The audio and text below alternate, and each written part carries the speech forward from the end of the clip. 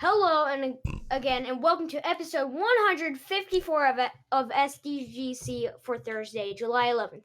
If you're not aware, Super Diamond Deformed Gamecast meets right here every Thursday night at 9 p.m. Eastern Standard Time, where we discuss the latest gaming headlines with a wide variety of panel members and guests. We also do a whole bunch of other stuff as time allows, like a separate show about movies and television and community game streaming, and a mental health support show, and a bi-weekly morning show every other Friday. If you've been along for the ride so far, welcome home. If not, hey, feel free to stick around and maybe throw us a subscription.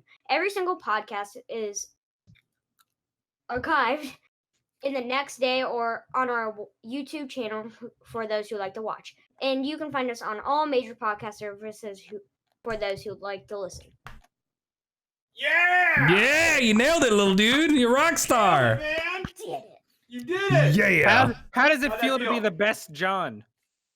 Awesome. Did I feel awesome? Yeah. Tell me Nailed it. Now, My quick, name's- tell him once again that Witcher 3 has the best combat. Now, Well, listen, let's not put words in the boy's Here's- mouth. here's the really important part, okay?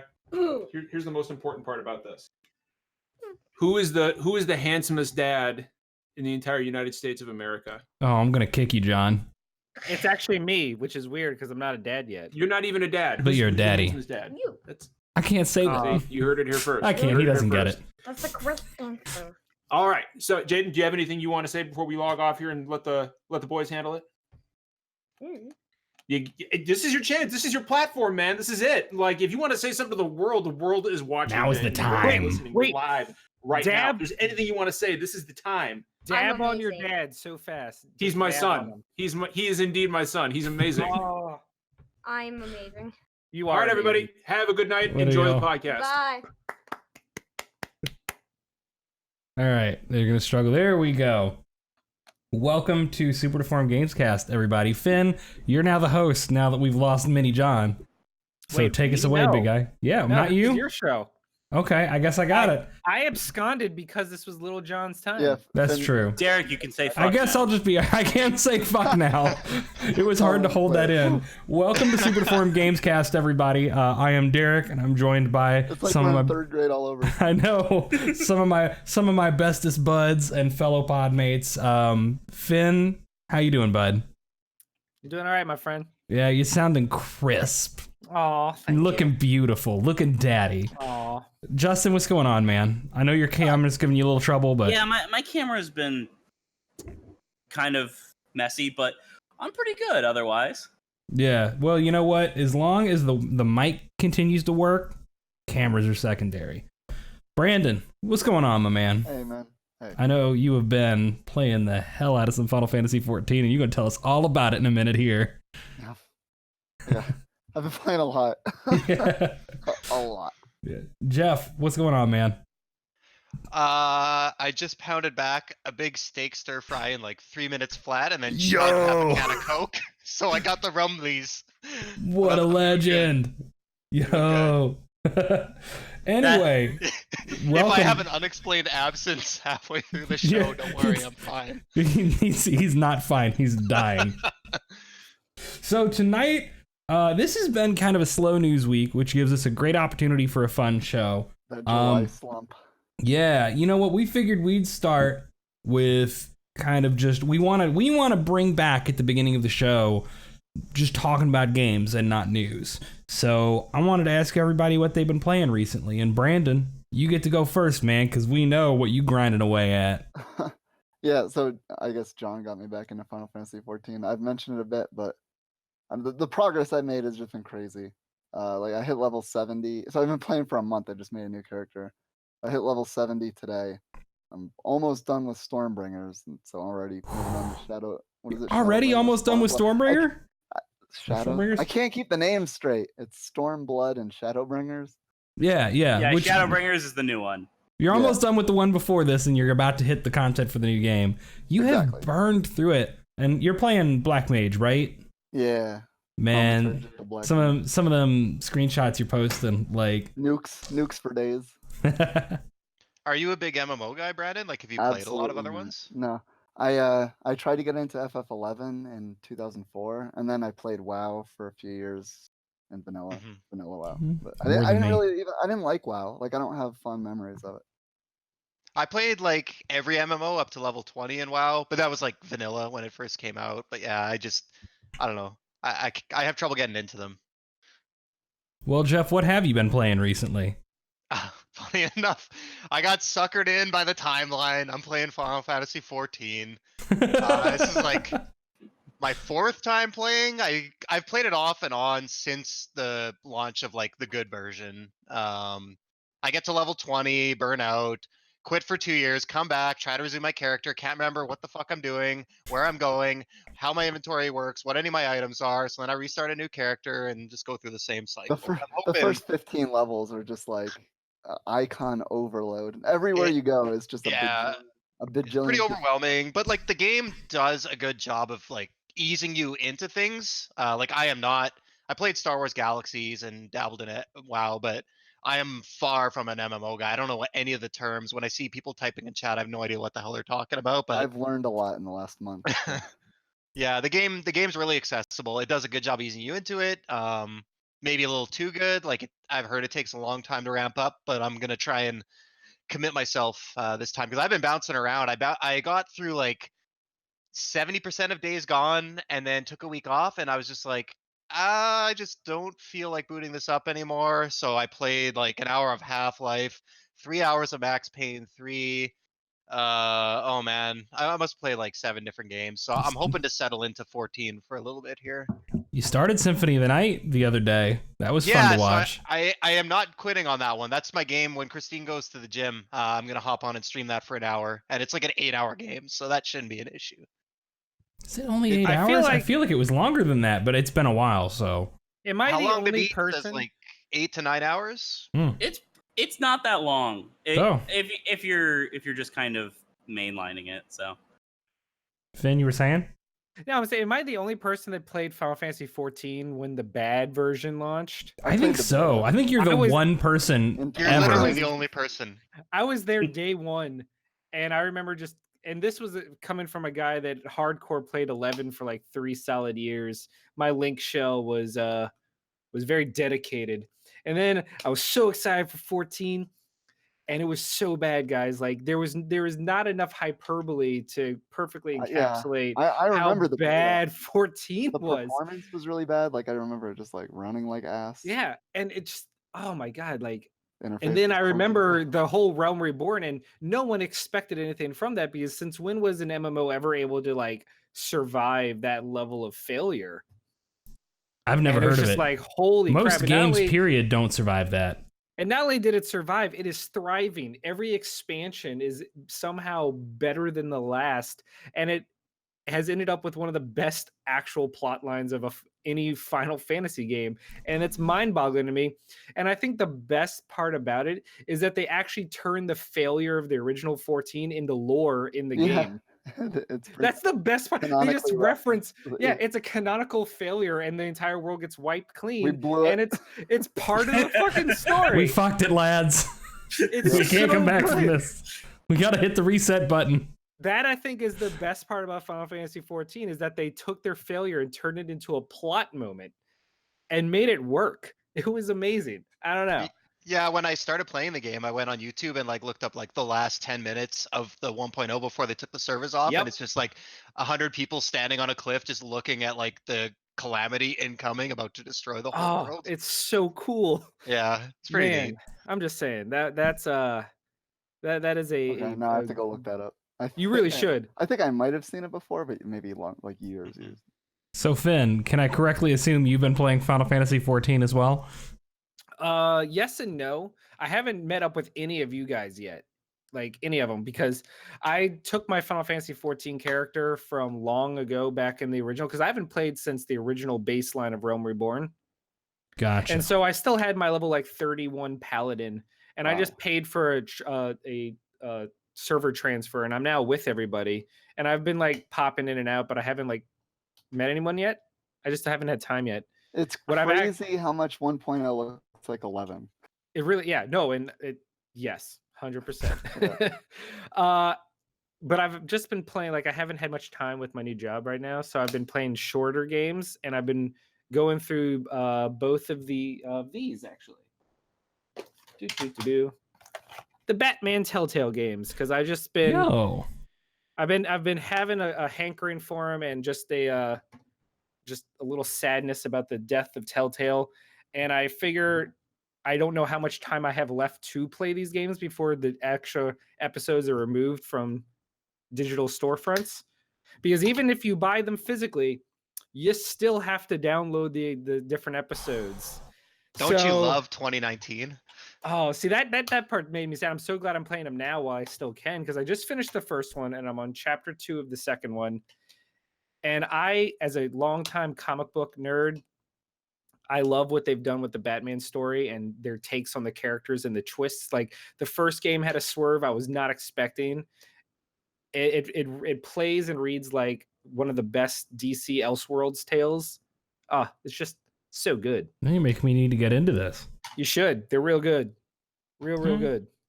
Justin, what you been playing, man? So I have not been playing FF14. I downloaded it, but because I found out it was free to start up to a certain point, which I did not know. So I have it downloaded. I haven't played it. I've actually been playing Star Wars Battlefront 2. I grabbed it it was on sale for like $6 on PSN a couple weeks ago. So I grabbed it and I ran through the campaign, and like it still has the usual DICE like kind of jankiness in the gameplay and design of it, but I actually thought the story was decent. Like, there's some really ham-fisted cameos in there that like feel very tacked on just because it's Star Wars and it's like, oh, we have to have Luke and Han show up and stuff. But like the actual core story with like the characters they created was pretty good. I enjoyed that a lot. And I've been jumping into the multiplayer and playing that a little bit, and it's pretty good. Like, they really have done a good job of correcting the state that game launched in. And yeah, it's been a decent time. Again, I paid $6 for it, so like, you know, Yeah. I'm gonna have probably a rosy opinion of anything I only pay $6 for. So It's fair.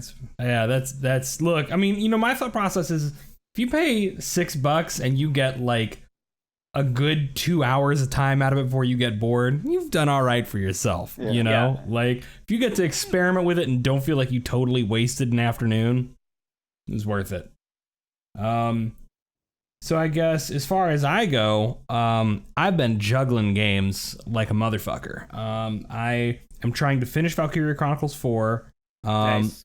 I've picked back up, and I'm trying to finish Super Robot Wars T. Yeah, because have you I gotten want the those Bebop out of the way. yet? Yeah, you get the Cowboy Bebop stuff pretty early, thankfully, which is nice because it's like one part of the stuff that I'm there for. You get Cowboy Bebop and you get G Gundam like real early. But yeah, so Super Robot Wars T. I am. Oh hell, what else was there? And I've been replaying. I'm working on moving quickly through my replay of Dragon Quest IV, the Nintendo DS version. And Oh, you mean the best version of Dragon Quest? it's so good. It's so good. Dragon Quest 4 is my favorite. It's a good game. I still think 5. Man, that's I the was thing. gonna say, isn't 5 commonly like? I'm replaying 4, 5, 6 to kind of refill out my thoughts, because I remember 5 always being my favorite, but you know, we're seeing 4 has grown on me so much since the last time. But like, there's so much coming that I want to play, and I have to clear some of my backlog off and some of the stuff I'm currently playing. Like, Judgment came out. My copy is still sitting here just wrapped because I haven't had time to play it. I did beat Bloodstained, which was a really good time. And then we got Marvel Ultimate Alliances next week, and then the week after that's Fire Emblem Three Houses. So, and I want both of those. So, you know, like I'm in a bad spot. You're in quite the pickle. Yeah, I gotta have no social life so I can continue to not have a social life. But that's what I got. Right. So y'all, this has been a relatively slow week. But we did have one really, really big, completely out of nowhere announcement. which was the Nintendo Switch Lite. Justin, I know you're kind of the hardware geek, or one of the big hardware geeks out of the lot of us. Would you like to kind of break down what's different about the Switch Lite? Yeah, sure. So, basically, the Switch Lite is a new revision of the Nintendo Switch that is not dockable, and does not have detachable Joy-Cons. It's a little bit smaller. I think the screen is like 5.5 inches versus 6.5 inches, something I think like that's that. right. Yeah, so it's it's $199 US, which is pretty good price drop for it. It has a proper D-pad now instead of just the 4 separate Yeah, buttons. that's right. That's kind of the big thing that people are talking. I mean, that's probably actually the biggest change with it, aside from the change to docked play being removed. But other than that, it's just on a smaller. It's on a smaller node, so they could get the size down a little bit, run it a bit cooler, get some better battery life out of it. And it sounds like the regular Switch is also getting a refresh with like some modest changes to like clock speed and RAM and stuff. But it's not going to be like a Switch Pro or anything. It's not like a Switch Pro. It's just like they were able to do some stuff with a revision, kind of like how the Xbox One S has like a slightly faster GPU than the base Xbox. It's not like touted as being like a huge upgrade, but it seems like there is, a bit of an improvement on, this revision of the, full-size Switch. Yeah. It's probably like not the kind of thing that anybody would really upgrade for. It's the Correct, PSP yeah. 2000, it's the new version of the base model that is basically the same. Now, I'm trying to remember who here has a Switch and who here does not have a Switch. I have one, and I love it. I think I'm the only one that does not. Okay, Jeff, I didn't remember. Do you have a Switch? I do. Yeah, Okay. it's sporadically used, but I have one. Yeah. So, now, is anybody who has one? Yeah, Finn, I saw you in chat. Is anybody else thinking of maybe switching over to the Switch Lite? No. Yeah, Finn, what's got Dead you? silence. Yeah, talk, Finn. What are you thinking? What's making you want here's to the swap thing. out? I mentioned, Chad, I have docked the system 3 times. Launch. Uh-oh. Only be... We're Your mic losing was... your mic, Finn. I think if you want to switch to your webcam mic. No, don't do that. Don't do that. Just Okay, literally, don't do just turn the gain on the back of your mic up a tiny bit. It's the voice gate on Discord. So that gain dial, just turn it a little bit. Yeah. Okay. I don't know what's going on with this mic. Anyway, it's the Switch has pretty much since day one exclusively been a portable system for me. So, sexy Pokemon Sword and Shield exclusive version of a DS Lite that is going to do the same fucking thing that I already do for it. Yeah, done. Yeah, you'll get that better battery life too, because it's what, like an hour or so more. It's that like hour about, makes a difference because I It's travel like all the roughly time. 2 hours, I think. So. Oh shit! Yeah, and that's I pretty travel good. all the time, so Yeah. that's another reason why the Switch basically became a handheld console for me. Is taking it on trips, planes, or car rides. It's ideal.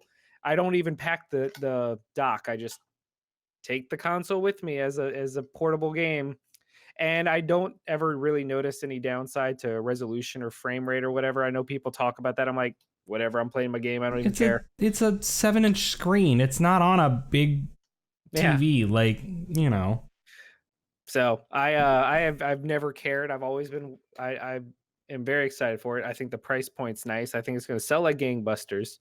So Yeah. Now, Brandon, would a Switch Lite convince you to buy a Switch, or does it not address the things that have made you not buy a Switch so far? Yeah, it's not a hardware thing. It's just a software thing. Yeah.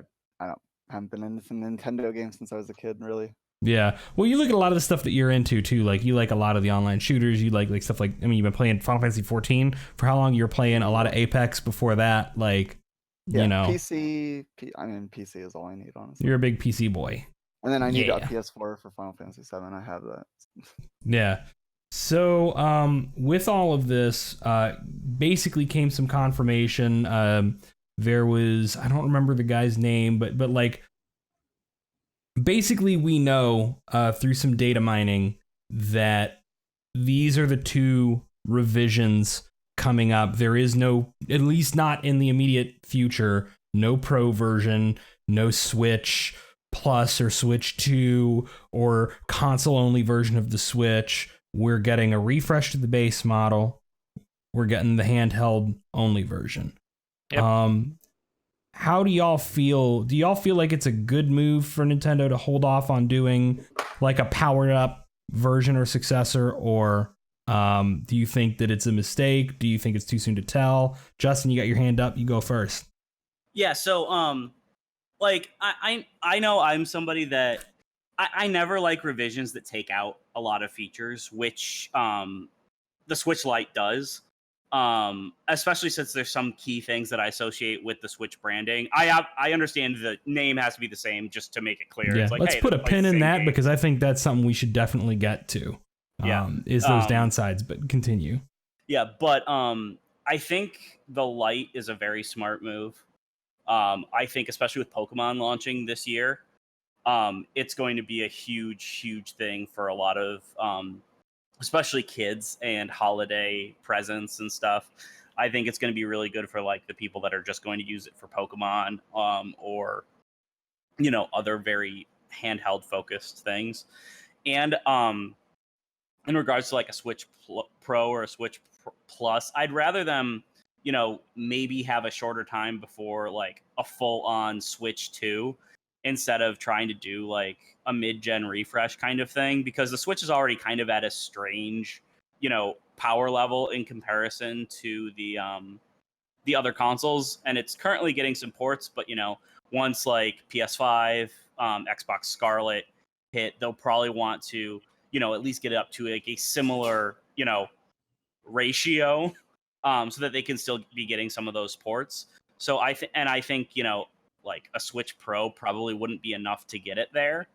Yeah. And I don't think there's also that much of a demand among the Switch user base for more power. Yeah. See, I'm kind of with you in that if to me like the point of a Pro revision to me feels like it's to kind of extend the life of the system, and I don't know that I want its life extended to put off a Switch 2 any further. Because I mean, as good as the Switch done, you have to imagine that the successor would be a Switch 2, not some completely different monster. But it is would be Nintendo. It would be a Switch U, and it would be a failure. No, don't scare me, Finn.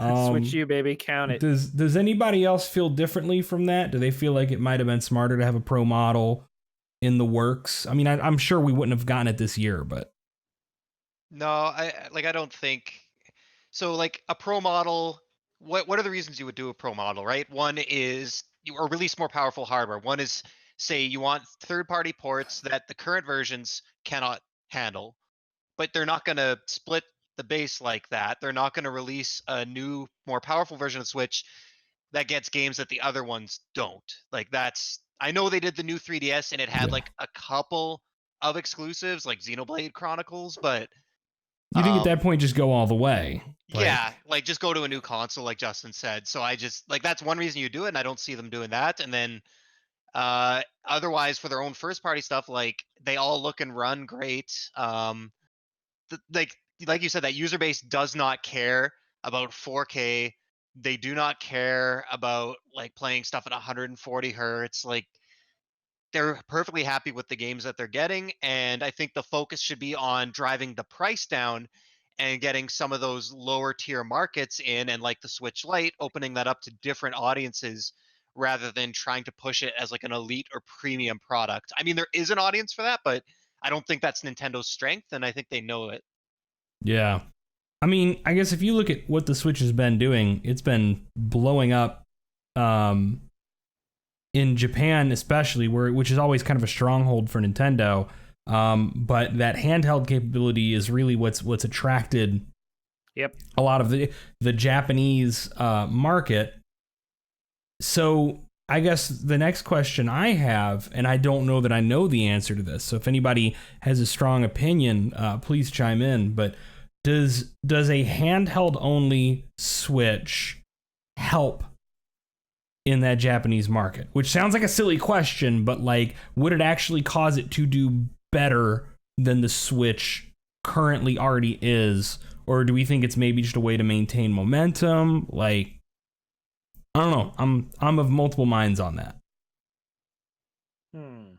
Well, Or sorry, Finn, go ahead. no, I was just gonna say the traditional thinking is whenever Nintendo makes a light version of something, it gets a huge boost in momentum in sales. And when you're making a updated, sleeker, cheaper version of a console that already is taking off in Japan because of its portability, making it cheaper and more portable and like slightly better battery life for these trips, I think, yeah, it's going to get a boost. Whether or not it was needed, I think it was going to still keep selling well based on its software. Justin? I think Japan probably has like the highest percentage of probably going to have like the highest percentage of people buying another Switch or a replacement Switch. I think a lot of places, outside, maybe people have been, waiting for price to come down or something. But I think, probably a lot of people in Japan are very portability focused. And so they might get those double dips like they have with some of their other successful handhelds. Yeah. I mean, look at the 2DS and the success it had. And even though it removed key features from the 3DS, it didn't seem to matter to anybody. Key features? Just the 3D, wasn't it? Well, yeah, and also the clamshell shutdown. Like, it removed the 3D of the 3DS and called itself the 2DS, and people were like, what was the point of this? And then the 2DS like kept 3DS sales alive for like 2 years straight. I think 2DS was a monster. it was like, and no one saw that it was coming. also like $80 or something like that. Something like it was that. real cheap. It was cheaper, removed features people that wanted a portable handheld didn't really care about. And when you are buying a Switch because of its portability, you're not going to care that you can't dock it. You care that it's $50 cheaper, has better battery life, and it has a better D-pad, and blah, blah, blah, blah, blah, blah, blah. I'm just saying, I think the Switch Lite's going to do very well. And I don't personally see the need for a Switch Pro. I just like in 2 years we get a Switch 2. Yeah. Brandon, I thought I heard you try to chime up a moment ago. Not really. I don't have a lot to say about the Switch, but I do think it's like obviously for the Japanese market, big move there. Yeah, I feel like Switch on the trains. Yeah, I think the hybrid move was really, really smart for the US, but with Japan, I mean, just console. I mean, the fact that the Switch was blowing the PS4 out of the water almost out of the gate in Japan, I mean, that just kind of goes to show you that, and the PS4 was doing good over there. Like, that's the handhelds thing, are just a different game in Japan. The PS4 did incredibly well in Japan, considering it is not a portable. I think it's the best a dedicated console has done in Japan in a long time. But then once the Switch came out, it just further showed the fact that portable consoles are king over there. Yeah. Yeah, Now, I think. Or sorry, Derek. You go ahead, Jeff.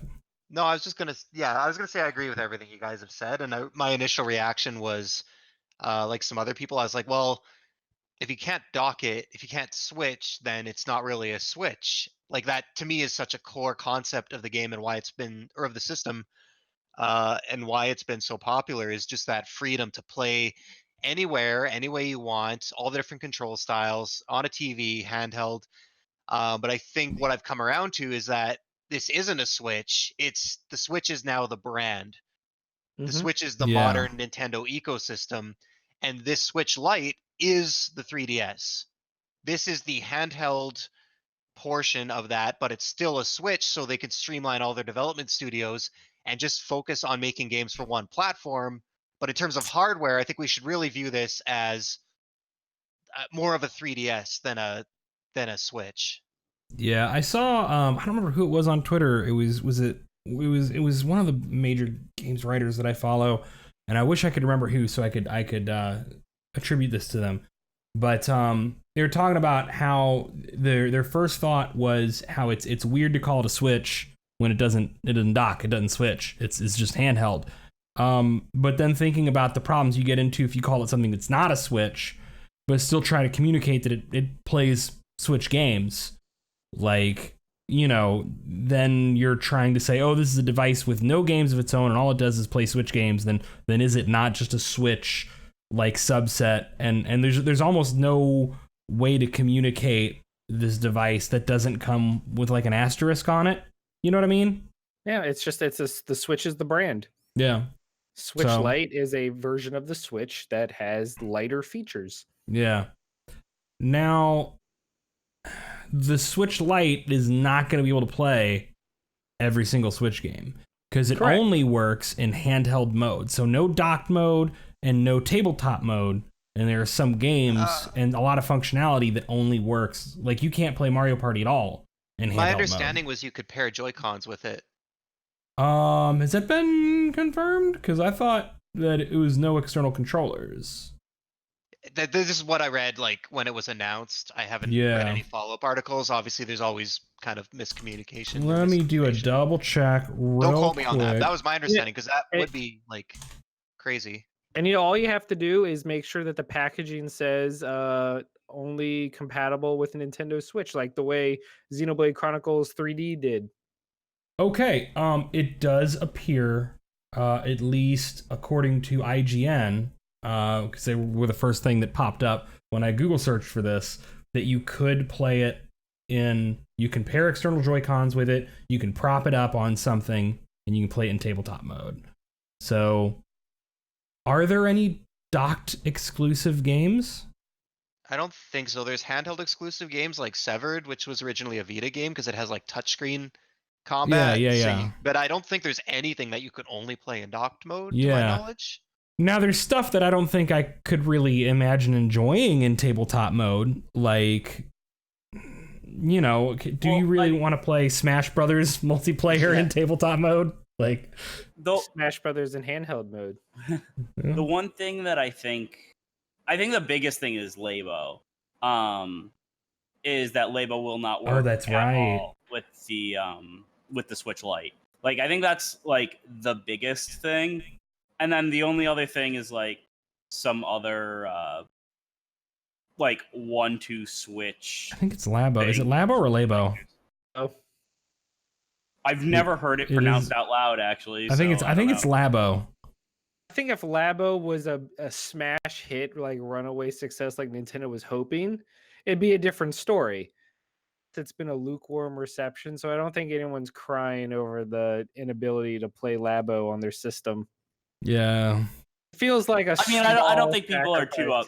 I don't think people would be too upset by it, but I think that's just the most glaring thing that doesn't work. Yeah. Switch Lite. I'm just happy to find out the tabletop mode works, because that was a major concern of mine. Was how are you going to communicate with consumers that this only plays like some of these games but not all of them? But I mean, it's not really an issue anymore. So yeah, but then unless you already have a Switch, then you're dropping another $100 on a pair of Joy-Cons, and then you're basically back up at the price of the normal Switch. By the time you get like a stand and then a $70 set of Joy-Cons, you're back up. Yeah, the price was. I mean, you get better battery life, but you get a dock. Model where they sell you a cheaper console, but then all their accessories are way more expensive than anybody else's.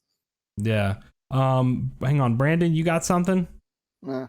Oh, okay, you opened your mic up, so I didn't know if. I just opened it up. Without your camera, that's kind of my version of you raising your hand. Okay. So I'm just trying to be active on that. Justin, what's up? I'm just curious. You keep mentioning tabletop mode, but as far as I understand, the Lite doesn't have the kickstand, right? No, you would need something else to physically prop it up. So there will be third party they showed an IGN where there's a little third party, looks like a little art easel that you stick it on. Or if you get one of those goofy things on phones that looks like a little leg or ball that you stick on the back of it. I don't know. Whatever people are brave enough to do with their handhelds. Your Ouya controller, just throw it behind there. Ooh, we don't talk about the Ouya. We're gonna talk about the Ouya controller later, but I'm gonna hate it. So I'm trying to think. Then, what with the Switch Lite coming? It sounds like it's generally a good idea. It's probably, we all understand, more aimed at kids and people who are really, really going to use it for their portable mode than as an upgrade for Switch owners.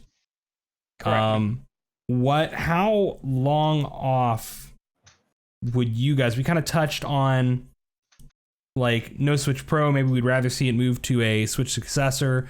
You know, we've talked about the fact that the next PlayStation and Xbox are around the corner next year. Like, should we be looking forward to an actual Switch successor in the next couple of years, or do you think we're a ways off on like a Switch 2? You think 3 years, Finn? Ends up releasing their next system way through the other consoles, and they've been doing that since the Wii U. Yeah. Oh, I Wii would came hate out at that. the same time, but then the Wii U came out before the PS4 and Xbox One launched. Yeah, it was 2012. Right? Yeah. So, and then the Switch came out near the tail end of this generation. So I don't see a Switch 2 coming out anytime soon, at least not until sales really start to lag. Yeah. I don't know when they'll release it, but I think, if I were them, or my optimal time would be late 2021 or sometime in 2022. We're seeing PS5 and next Xbox come out at the end of 2020. So at that point, I think you want to wait as long as you can to pack in as much power for as little of a premium, and then try and you're never going to reach the power of those, but you don't want to just catch up to PS4 and Xbox One, right? You want to try to be within spitting distance of like a low end of some next generation system. So I don't know, to me that's the play, is like, don't let too much of next gen pass by, but give yourself like a 1 year window. So that would give Switch like a 4.5 year lifespan, which is kind of what the Wii U did. And obviously they'd be moving that fast for different reasons than the Wii U, but I don't know. That's me. Yeah. That's a good thought, because I hadn't thought about the fact that the later you wait, the better the hardware you're going to be able to pack into a Switch 2 for the price. If we assume that they're going to do just a Switch 2, which I think we all agree is the correct move for them. But Finn, you had your hand up. Oh, calling it. No, I was just gonna say they are no longer competing with Nintendo and Xbox, and that's. But I also highly doubt they don't understand that they have a very healthy success as being the secondary console of a lot of other gamers. Another console period increases the chance that they're catching consumers looking for a second system, as opposed to people that are just buying into the new generation. Yeah. Okay. I think Piscatella had some data to support that, about how the X amount of gamers had Switch as their secondary console. Yeah, he brings that up a lot, that it's got a lot of crossover with PlayStation and Xbox owners. Very much. Yeah. So I feel like that pretty much wraps up. I don't know that I have any more takes. If anyone else has any further takes or elaboration or questions about the Switch Lite. Sounds like we're pretty set. Yeah. Cool. Well, we were looking, since this was a slow news week, we were looking for a fun topic. This might be a short show tonight. We have so little news. Yeah, that's fine for all of us. We can get to questions. Yeah. Which, by the way, anybody who has questions in chat, maybe Justin, do you want to try to keep track of any questions that come in? If people post anything in chat, Yeah, and sure. we'll try to get to those at the end of the show, since we'll definitely have the time. Yeah, I have a good one I pulled from Twitter. that we Ooh, can get to. yeah, absolutely. No more bathroom discussion, Rob. We've already done that. But one of the things people are really excited about with the Switch Lite is the fact that it swapped that 4-button D-pad for a true cross-shaped D-pad, which solves one of the biggest control complaints people have about the Switch. So perfect segue into our fun topic. What is your favorite controller of all time, and what makes a good controller for you? How would you improve on the controllers you love the most in the current generation of controllers? I guess would be a better, more wide range to ask. So I don't know who wants to hit that first. Finn, maybe throw that at you first. It's going to be a controversial choice. Uh-oh. It's the PS4 DualShock 4.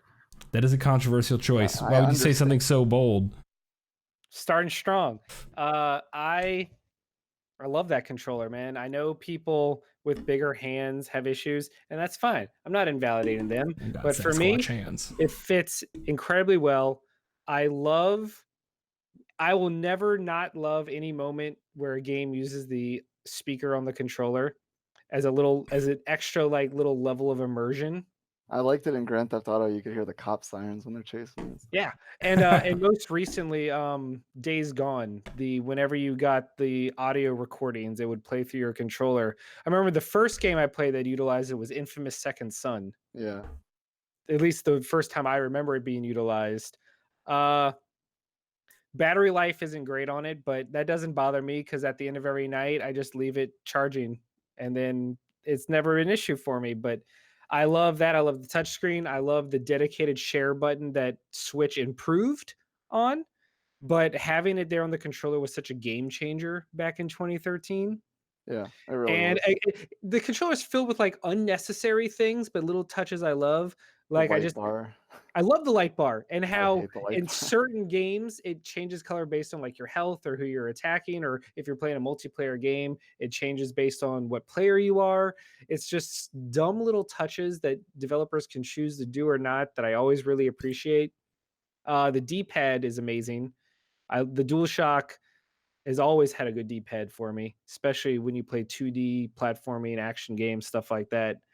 Um, and I'm also just personally a fan of non-offset control sticks. I never liked them. They can go to hell.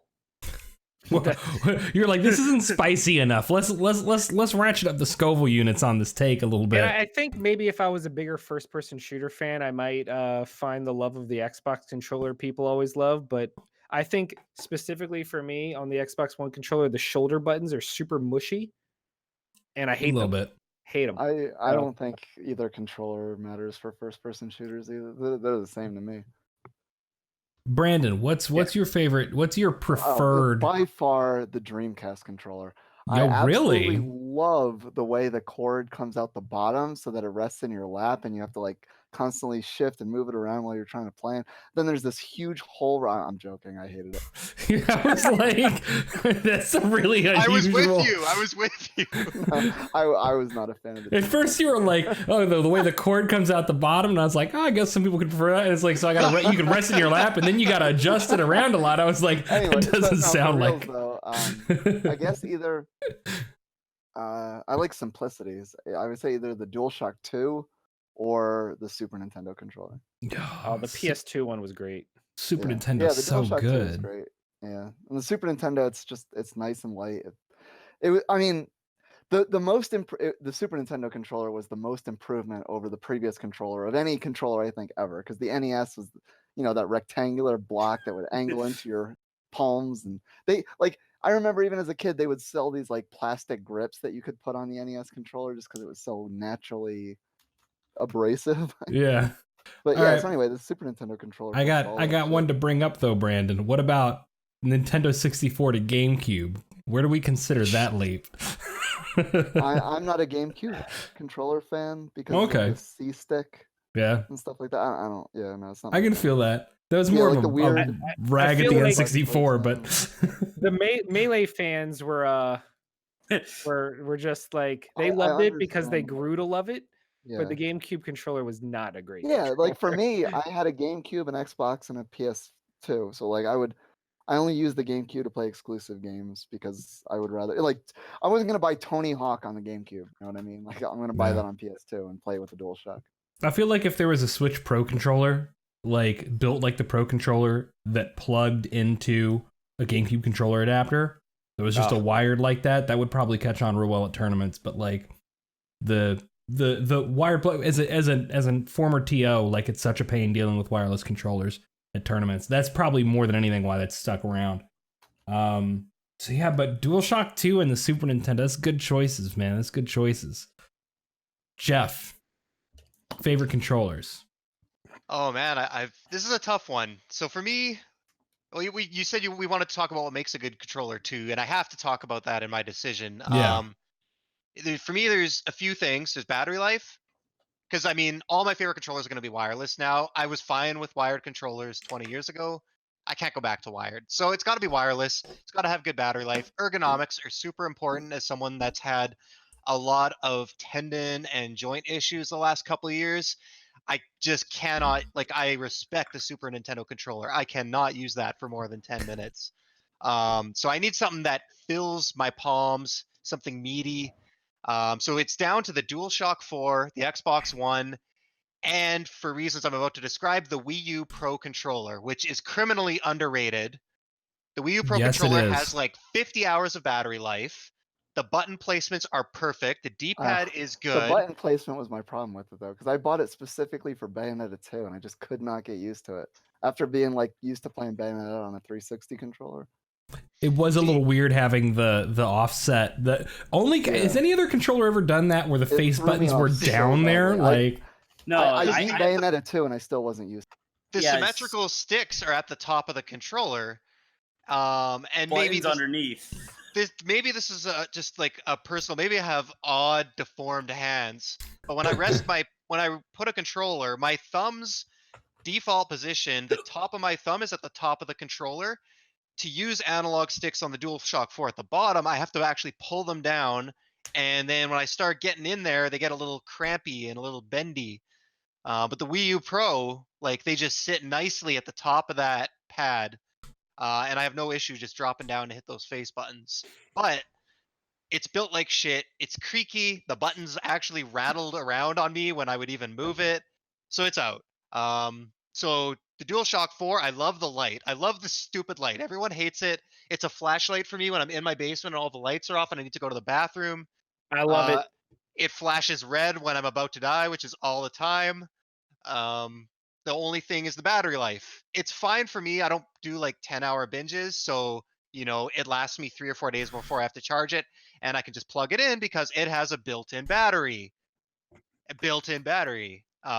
So anyways, the Xbox One controller is taking the edge just because the build quality is good, the battery life's good, the sticks are good. I have to give it to that in that edge, but like, if you could take some of those properties, I think the DualShock 4 would edge it out, but I gotta say Xbox One. Justin, what you got for me? Okay, I am going to echo what Finn said. I am also somebody with small hands and prefers symmetrical sticks, so I really like the DualShock 4. It's really, really comfortable for me. It just, feels really good in my hands. However, there are some things I would like to do. I'd like to see improve. Obviously, the battery life, which we have mentioned. And I think they could probably, make like the texturing on the sticks a little bit better. Like, I really like the texturing on the Xbox One stick, and stuff like that. But like, also one thing nobody's mentioned, and I feel like is criminally underused on the DualShock 4 is the touchpad.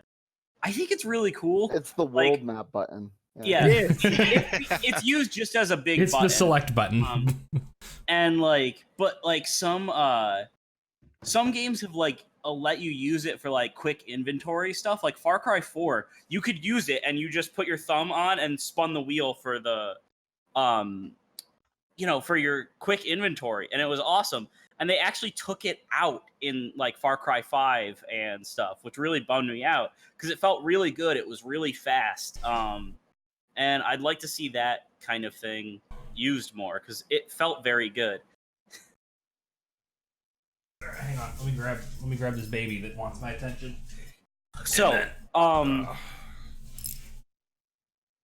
want to mention a controller that I do not believe human beings can enjoy using. Yeah. And that is the original Xbox Duke controller. We're gonna go the opposite way now. We've talked about favorite controllers. That controller, I could barely fit my hands around, and those bean-shaped buttons oh yeah, the white hurt, and buttons, my right? thumbs just slid off. That controller just baffles me. It felt like somebody had never used it. It was very similar to the Dreamcast controller. Wow. Can I just say that I'm huge. Yeah, I'm pretty well, sure Dreamcast controller is big. I'm pretty sure the only people that claimed to like the Duke controller were Xbox fans that only had an Xbox in 2001 and essentially had gaming Stockholm syndrome. And they just convinced themselves that they loved it because it was all they had. I have to agree, nobody liked it. And it's not even if you had big hands, it was comfortable. Motherfucker, I have Sasquatch hands, and I hate the Duke controller. I got the only person I've ever met who has bigger hands than me is over 7 feet tall. Like, I got the Hank McCoy hands over here, okay? The Duke was a pile of shit. It was so bad that even Microsoft redesigned and re-released and replaced it officially. Like, nope, this was bad. We want a do-over on our own controller. I don't think that's ever happened, has it? With a major platform like that. Well, kind of with the DualShock for the original PlayStation. Yeah, Well, where they added PS1 the to sticks. DualShock. That's different. They were adding to that. That wasn't like we fucked up. Like, you know what I mean? I Like, think it it was never- the it- only one. Yeah. It never actually released, but I'm pretty sure that prototype PS3 Boomerang Oh, the controller. Batarang. oh, that was bad. That was And so then they were bad. like, I've- wait, no, that I've- was garbage. I've heard like from people that have actually held the prototype that it was super comfortable. It just looked extremely stupid. It looked like it would weigh nothing, which is Oh, not yeah. good. I like a little heft to my I like- controllers. Yeah. That was my I thing, bet like you with do, the 6-axis on the I always PS3. Is Yeah. it felt so bad without Rumble until they I was actually gonna say, released a yeah. DualShock I always version. liked putting rumble packs in like my N64 controller and Dreamcast controller just for the Yeah. weight. Yeah. Oh man, speaking of 6-axis, did you ever play Lair where you had to like Yeah, I I did. did, yeah, I tilt did. to Oh, Look, I I, played I Lair, played like half an hour of Lair and then I and never then I played went again. back and played Lair after the patch that added actual controller controls. And damn, Lair was actually a lot more fun than the 6-axis led anyone to believe. The performance was real bad. I remember like it was screen tearing all over the place and it ran real choppy. Yeah. You know, I actually never got to talk about my Wait. favorite controller.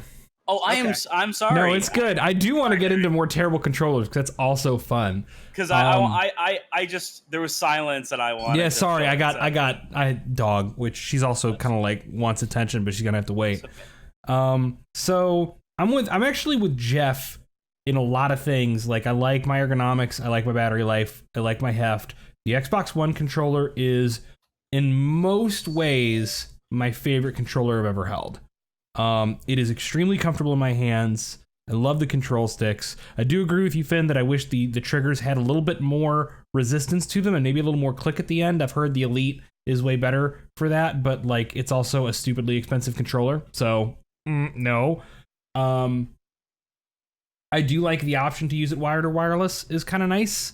I would say there's a couple things that hold the Xbox One X or the Xbox One controller back from being the perfect controller, if you ask me. First off, there's no motion control whatsoever. And I think we're at the point where you got to have some basic gyroscope and movement shit. Like, it's silly. Most games probably won't use it. It's not that expensive to add in some basic stuff. And to be honest with you, gyro aiming in a lot of but what am I trying to say? Gyro aiming in a lot of these like Switch and Wii U titles was really nice. I was a big fan of that. Yep. The other thing is, and one thing that I think the Xbox One controller does not get enough love for, you need to hush, is the fact that its batteries are replaceable. It doesn't get full points for me. I kind of like and don't like that you can use AA batteries. Right now, I'm using rechargeable AA's in my Xbox One controller that I use on my PC. I think eventually the smart thing to do would be to not give people even the option of using disposable batteries and stick to rechargeable battery packs. But like the PS4 controller, I can't replace that battery without opening it up and voiding the warranty or sending it into Sony. I can't do that with a Switch Pro controller. I can't do that with Joy-Cons. You know what I can do that with? An Xbox One controller. And that's an ecological nightmare when you've got a controller like the DualShock that you can't swap the battery when the battery starts to lose its edge, or you can't do so without how many, me or you, right? Many of us watching and many of us here on the show probably could swap the battery in our controllers. But how many people are just throwing those things away and then buying a whole new PlayStation controller. Ooh, not Like, me. I take them to GameStop and trade them in. But like, it's not good for the environment not to be a hippie, and it's not good for consumers. Like, give people swappable battery packs. That's my thing. Yeah, my issue with the Xbox controller is that they don't include it. So you Yeah. buy the controller, and then to have a rechargeable controller, you need to either drop another 30 or 40 bucks on the play and charge kit, or another 30 bucks on some decent rechargeable AA's. If they just included something like that in there, I'm totally fine with it being removable. Like, that's not the issue for me. It's just Yeah. the added cost. Yeah. Now, if we want to talk about some bad controllers, I'm gonna put Nintendo on blast. Who the fuck designed the Nintendo 64 controller? Someone with 3 hands. That's low-hanging fruit, but still, who the fuck designed that? Like the I mean, fact I that like the Z button. Yeah, the Z button was a nice. That's It was like all, our that's all. trigger was a good, Yeah. but like, It was good for like GoldenEye and Perfect Dark. Yeah. yeah. Well, it was Like the- tolerable.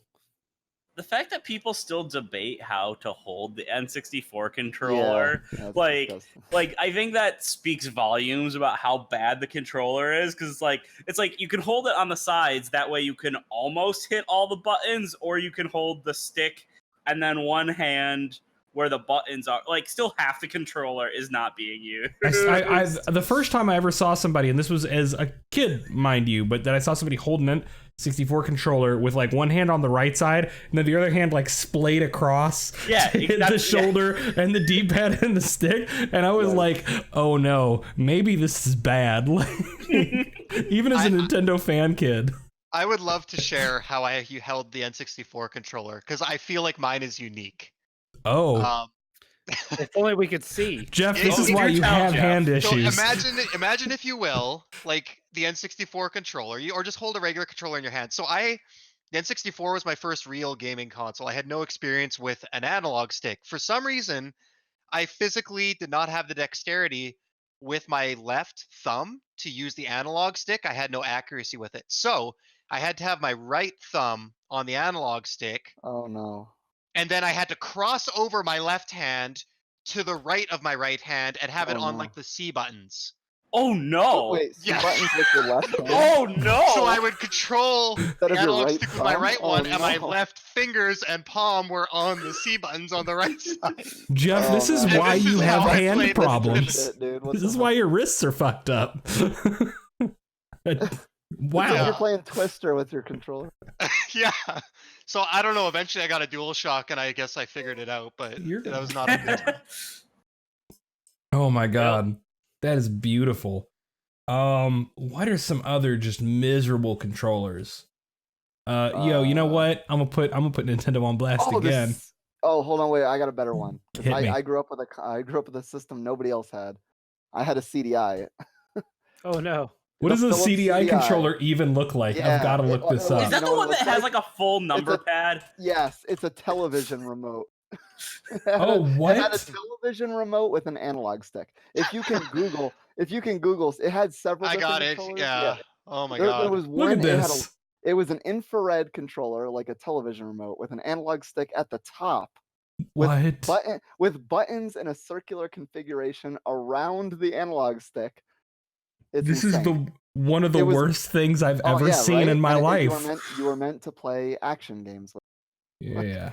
They also after that they released like a Genesis style controller with like 3 buttons on the right side and stuff like that. That was the one I used to play games when I was a kid. That is But one yeah, of the most like, horrific things when I've you ever bought seen. the CDI, the default controller that it came with was basically a television remote. When I with an look analog up stick. CDI controller, there are so many different official Yeah. Philips versions that's of because this. Magnavox made a CDI and Philips made a It's CDI. They're like different. There were horrifying. different brands that were making them. It was weird, and they Oh, each had their own controller. Yeah.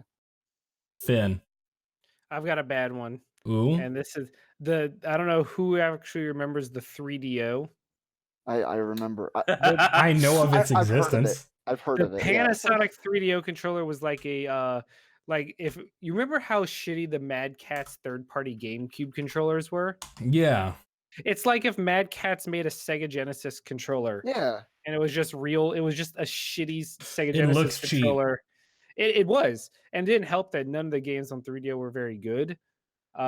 My best friend growing up had one. We would play it. Oh, that's miserable. Oh, Yeah, but that the looks cheap as hell. Controllers were not great. I hate that.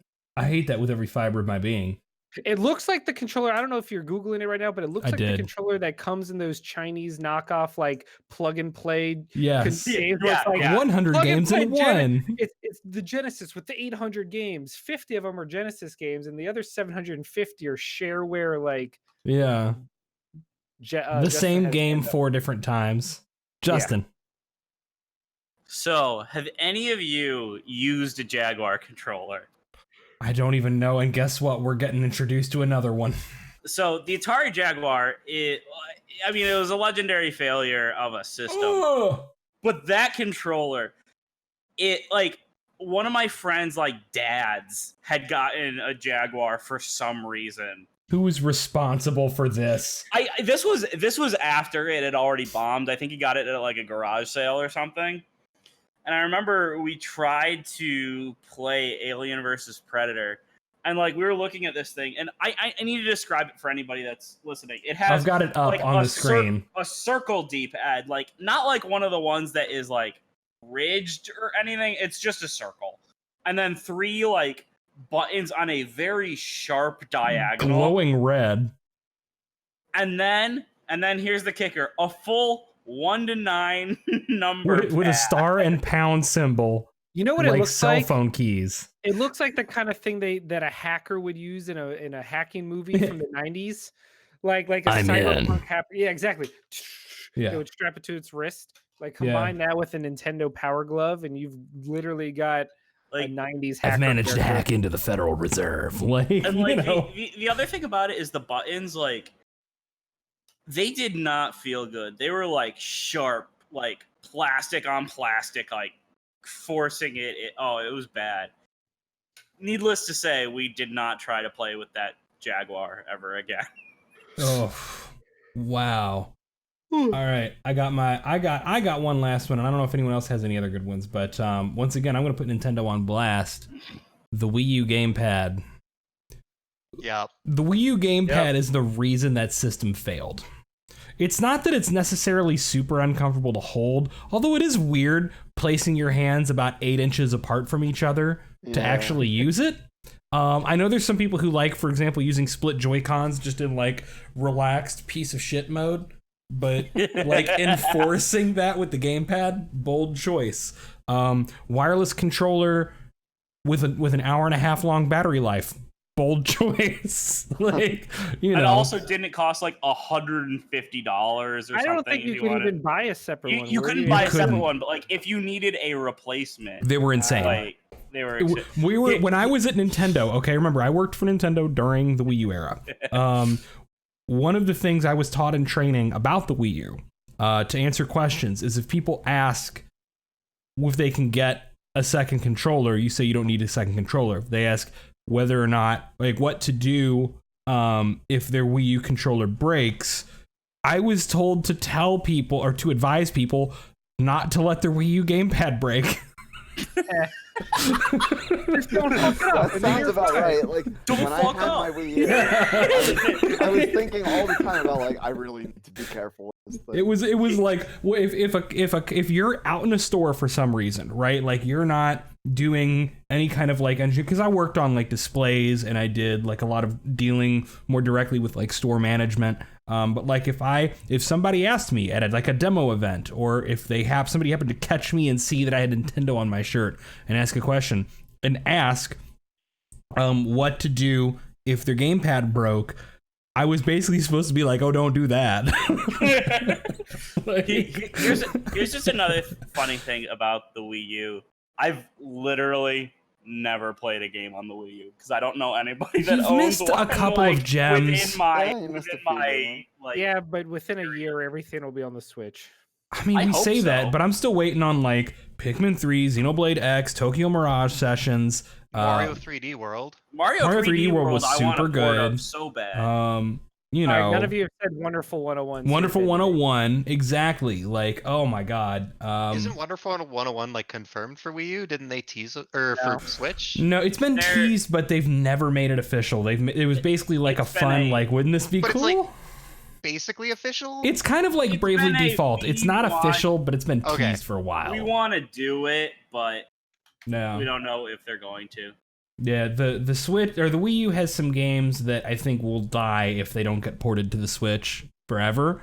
Like Tokyo Mirage Sessions is going to never be available again if they don't decide to do it Xenoblade soon. Chronicles X. Xenoblade X, I feel a little more hopeful for, but yeah, like it's now is the time.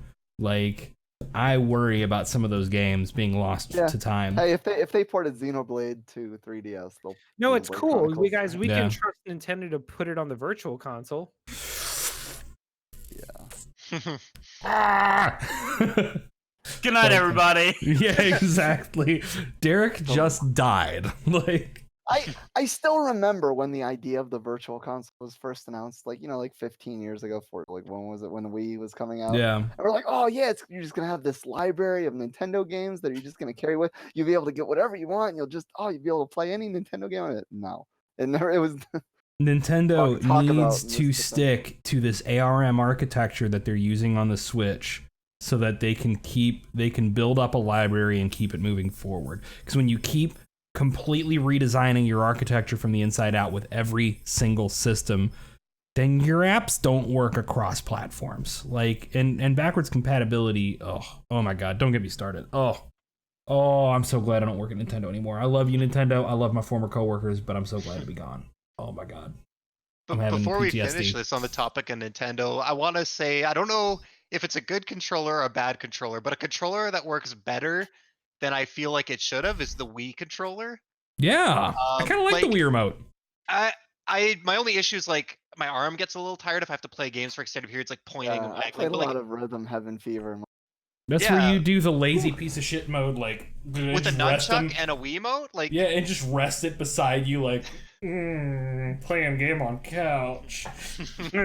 You play Skyward doesn't feel Sword, like just being bowling. like, yeah, bowling tennis, like, but with your hands obviously down, like on the couch. Oh my god. I don't know if people remember, but like I was working retail when the Wii came out, and I think some people think it was like an internet joke or a meme, but 100% people were throwing their controllers into their TVs because I had so many people come in either bringing back TVs that had a hole in them or just completely destroyed remotes. You know what's amazing is that you Use the almost wrist never strap. saw the remotes get damaged. It was usually the TV just straight up had like a fucking Power Rangers villain shot a beam through it. Right? Like, Oh, by the way, I got one more Sparks dig at the everywhere. Wii U from when I was I'm working open at for Best it. Buy. When I was working at Best Buy, this isn't about the controller, this is about the Wii U in general. So I was working asset protection, so I had to do checks on various products to make sure that they were wrapped up securely. And we had pretty tight security on Xbox Ones and PS4s. There was literally no extra security on the Wii U because we knew no one would try to steal it. yeah. Like Yeah. that was official Best Buy policy, is there wasn't extra security on the Wii U. Sounds about right. Yeah. It was not past the first like month. It was rough. Guys, it's been a fun night. If anybody else doesn't have anything else to add in, this might Oh be a my good time god! to Wait, call hold it on. early. I'm sorry. I'm Brandon, sorry. hit us. Jeff drew a diagram of how he holds the N64 controller. Is it in the chat? It is. I Uh-oh. posted it in there, yeah. So, okay, I screwed up one thing. I didn't see it. It looks worse than it is. The right hand, I have it misaligned. It's not the right pinky on the analog stick. Just move the right hand over a few inches. The Jeff, right where thumb did you is where on did you the stick. where did you post this, Jeff? I posted posted it it in the Twitter. DM. Yeah, DMs? I posted it in the Twitch chat. Oh, okay. Oh, I didn't see it in the Twitch chat. Oh, in the Twitch chat, I see. Yeah. Oh my god. What? But What? but the right hand, just the right thumb is on the analog stick. The diagram is Okay, not correct. so for anybody listening, please go to putting it on screen. Twitter.com/Jeff Simulator and Look at this. take Look at a this. look Hold at on. this So you diagram. had your pinky? No, the diagram is wrong. The right Oh, thumb okay. is on the analog stick. You the right hand held should be okay. But then over you to the did this. He still had his left hand upside down over the Correct. top of it. Oh my god. You it's gotta so hit the incredible. A and B button. How are you gonna Oh. hit that with your right hand on the stick? Because my right hand grips the middle grip, right? Yeah, I guess. You have to tell me, Jeff. There's no other way. I don't know. You should send that picture to me, Moto. I would Oh my love to God. unbox my N64 and like try playing it 15 years later like a normal fucking person and see if I can do it now. You'd have to set up a stream camera that wasn't your face, just your hands. Oh man. That's worse Yeah. than the claw that Monster Hunter players used to come up with to play the game on PSP. Someone did make a Wow. Monster Hunter joke. Yeah. Oh, that is rough. I'm gonna have to recover from that. I have one more story. Just since I shared funny stories about being at Nintendo, I got one more. Just about piece of shit hardware. Okay. So when I joined Nintendo and they flew me up to Seattle with the other new people and we had our training, and in the headquarters they have this like miniature museum of Nintendo that literally goes through the ages, all the hardware, samples of games, samples of marketing materials. It's like, let's walk you through the history of the product. And I mean, they start you at like the first pre-Game & Watch electronic games. Hanafuda Right. cards. Yeah, well, you do have the Hanafuda cards, but they had some like weird little electronic games before the Game & Watch itself. But they're walking us up through everything, and they're spending all this time on every product. And then we get to the Virtual Boy. And they go, Oh, yeah. this is the Virtual Boy. Next up. When I was a kid, I sent a letter to the editor of Nintendo Power about why they weren't covering Virtual Boy games anymore. I got this generic stock answer back about like Letters to the editor was Twitter before there was focus Twitter. on our newer products. This was like, a few months after the Virtual Boy had come out. Yeah. I didn't even have a Virtual Boy. I just felt like asking. I wanted one so bad. I didn't know. We done know now. Guys, I am pretty convinced that Nope. the Virtual Boy is the reason I had to get glasses as a kid.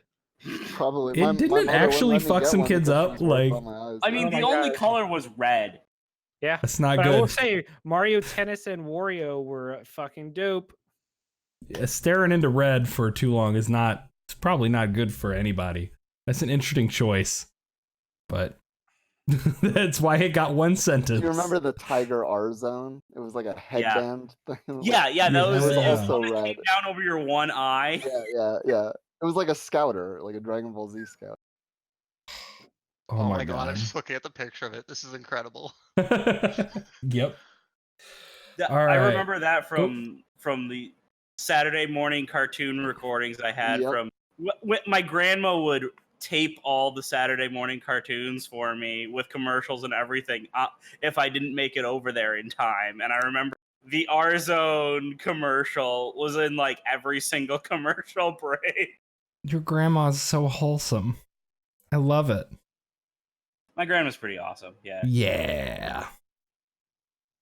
Guys, it's been a good one. This is a good time. I feel really good about bringing back. Do we all agree this is like a better idea to do like what we've been playing at the beginning of the show? Yeah. It depends on the week. Yeah. I mean, Yeah, some it's- weeks we might have a lot of stuff to go over, Yeah. or we're all just playing the same thing and we want to talk about. But yeah, I mean, it only took like 20 minutes, and it was good. We covered quite a few games, so Yeah. Yeah. I mean, it's just like it brings back some of the fun before the actual newsy segment itself. because the news is usually so depressing. It's Oh, I just know. layoffs and I'm getting tired of talking about labor issues and unionizing, guys. Like, it's still important news, and journalism doesn't work about like not mentioning things just because they're similar to other things. But I'm getting tired of it, y'all. It's not good. It's not good at all. But yeah, I had a good time tonight. I hope all of you had a wonderful time tonight.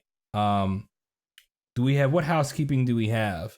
Jaden is officially the new host. Yeah, of SDGC, Jaden and is the new John's not coming back. podcast son. He's the new boss, which means I guess Finn, you're the new podcast dad in I'm absence okay of with this. John. I'm already logging into Final Fantasy 4. Yeah, exactly.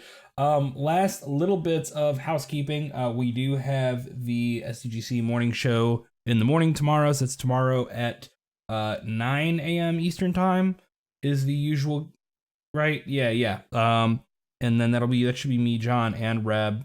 And then next week, I know Finn, you're gonna be at San Diego Comic-Con, aren't you? Yes, I will. I will be. You can be repping covering- your own show plus SDGC. I'm pulling double duty for the Nolan Nerdcast and the SDGC over at San Diego Comic-Con. I'm very excited. I haven't been able to go over there in like 3 years. This will be my 6th time overall at San Diego as press.